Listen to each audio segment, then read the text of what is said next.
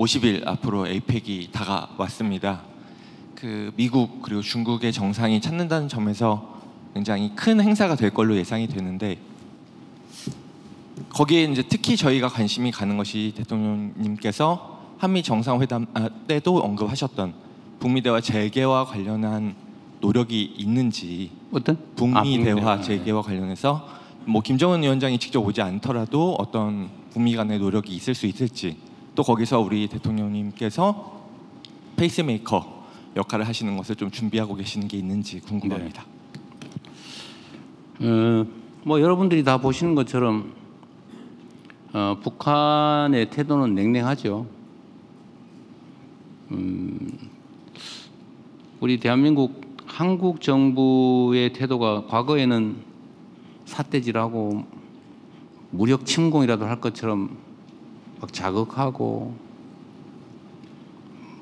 무인기 보내가지고 막 윙윙 소리 내면서 막 평양 상공을 막 돌아다니고, 아파치 헬기가 휴전선 분계선 가까이서 뭐 거의 즉각 폭격할 것처럼 이러고 몇 년을 견뎠는데, 북한 입장에서 보면 남한 정부가 뭐 갑자기 정권이 바뀌더니 대북 방송도 안 하고 뭐 몇 가지 유화 조치를 한다고 해서 그들이 획 돌아서 가지고 갑자기 환한 표정을 갑자기 활짝 웃는 표정으로 바꿔서 그렇게 할 거라고 기대했다면 바보죠. 우리로서는 한반도의 평화와 안정이라고 하는 게 군사적 측면에서도 심각한 문제이기도 하지만 경제적 측면에서도 엄청난 피해를 입히기 때문에 휴전선의 군사적 긴장을 조금이라도 완화하는 거, 그게 우리한테 이익이 됩니다. 그들이 어떤 태도를 취하든 간에. 그들이 웃지 않으면 그럼 우리도 화낸 표정으로 계속하면 우리가 손해니까요. 그들을 위해서가 아니라, 이재명이 종북이라서가 아니라 대한민국의 안보를 위해서, 경제를 위해서, 민생을 위해서 필요한 거죠. 그래서 우리는 끊임없이 한반도의 긴장 완화를 위해서, 평화와 안정을 위해서 이제 노력을 해야 됩니다. 대북 관계에서, 남북 관계죠. 그런데 이 남북 관계는 남한 당국만으로 해결될 문제가 아니죠. 이거는 아주 복잡한 국제 문제가 되어 있죠. 특히 핵 개발, 그리고 탄도미사일, 대륙간 탄도미사일. 이 문제는 미국이 아주 직접적 이해관계가 있고, 또 북한 입장에서도 체제 위협의 핵심은 남한이 아니라 미국이다 라고 생각하고 있으니까 어떻게든지 미국하고의 관계가 남북 관계보다 더 중요하다고 생각하는 거죠. 휴전협정 당사자도 미국이잖아요. 한국 정부는 사인도 못했죠. 당사자가 아니라는 겁니다. 그리고 그들 입장에서 보면 뭐 전시 작전권도 없는 나라가 무슨 뭐 이렇게 생각하겠죠. 그래서 북미 관계가 중요합니다. 근데 북미 관계가 개선되는 것은 그럼 남북 관계와는 무관하냐? 그렇지 않죠. 저는 언제나 실용주의적인 입장을 취하고 있기 때문에, 진짜 실용주의적인 사람이죠.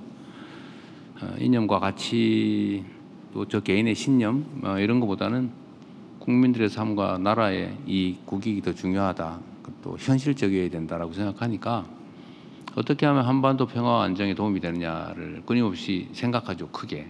그러면 북미 관계가 개선되고 북미 대화가 열리는 게 한반도 평화와 안정에 도움된다. 그걸 우리가 주도를 하거나 아니면 우리가 우리의 바운더리 안에서 이루어져야 된다고 고집할 필요가 저는 없다고 생각하죠. 그래서 제가 페이스메이커 하겠다고 그런 겁니다. 잘하시라고. 그게 우리한테 도움이 되니까. 우리가 주도 반드시 해야 된다고 생각하지 않는다. 환경 조성을 우리가 최대한 하겠다. 지금은 가장 강력한 영향력을 미칠 수 있는 게 트럼프 대통령이다. 그리고 미국이라고 하는 요소도 중요하지만 미국의 대통령 트럼프라는 사람의 특성이 또 한반도 평화 안정 확보에 더 도움이 된다. 내가 보기에는.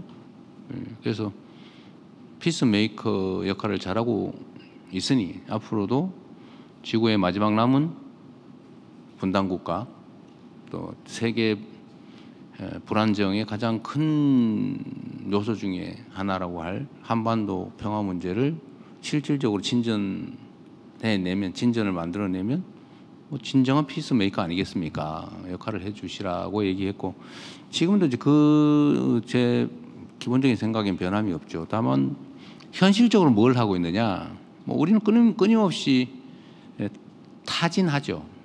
그리고 노력합니다. 예를 들면 뭐 신뢰가 다 깨졌으니까요. 그 신뢰를 조금이라도 회복하기 위해서 예를 들면 라디오 방송 이런 것도 뭐 필요 없잖아요. 요즘 세상에 뭐 라디오 방송을 인터넷에 다 나오는데 그 돈 들여가지고 예산 들여서 서로 기분만 나쁘게 그래서 그것도 중단하는 거잖아요. 뭐 그거 가지고 저를 막 비난하는 데도 있긴 하던데 그 뭔 쓸데없이 그런 요즘 세상에 뿌리는 거랑 똑같잖아요. 예? 어쨌든 그것 하나에 예를 들면 군사적 긴장 완화를 위한 신뢰 회복을 위한 작은 조치들은 끊임없이 계속합니다. 그다음에 접촉 시도도 하고요. 그런데 그쪽이 아주 뭐 냉담해요. 이번에 국회의장께서 갔는데도 제가 그 표정이나 이런 거 꼭 보고 싶었는데 저는 아직 못 봤어요. 의장께서도 참 노력하셨잖아요. 그게 우리의 현실이죠. 가장 직접적 이해관계가 있는 당사자인데 가장 냉담하고 적대적이에요. 가장 슬픈 현실이죠. 특별한 진척은 없지만 노력은 끊임없이 하고 있다. 그리고 미국이 어떤 노력을 하고 있는지 저는 모릅니다. 다만 안보실 또 외교부를 중심으로 끊임없이 미국과 접촉하고 노력하고 있죠. 조금씩은 나아지지 않겠습니까? 아무것도 안 하고 적대적으로 자극하고 대립하고 있는 것보다는 그래도 긍정적인 포지티브한 평화적인 노력을 계속하니까 쌓이다 보면 조금의 틈이 생길 거고 또 하나는 이런 것도 있어요. 각자의 그 외교 협상의 특성이 있는데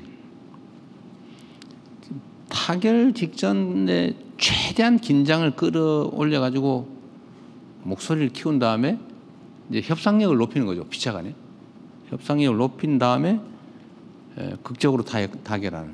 근데 그 일부러 그러는 게 아니고 각자가 자기의 이익을 최대한 확보하기 위해서 자기 협상력을 최대한 끌어올리는 거죠. 사나움 뭐 이런 걸 보여주고 실력, 힘 이런 걸 보여주는 거 아닙니까? 그런 단계를 거치고 있는 것 같기도 하다.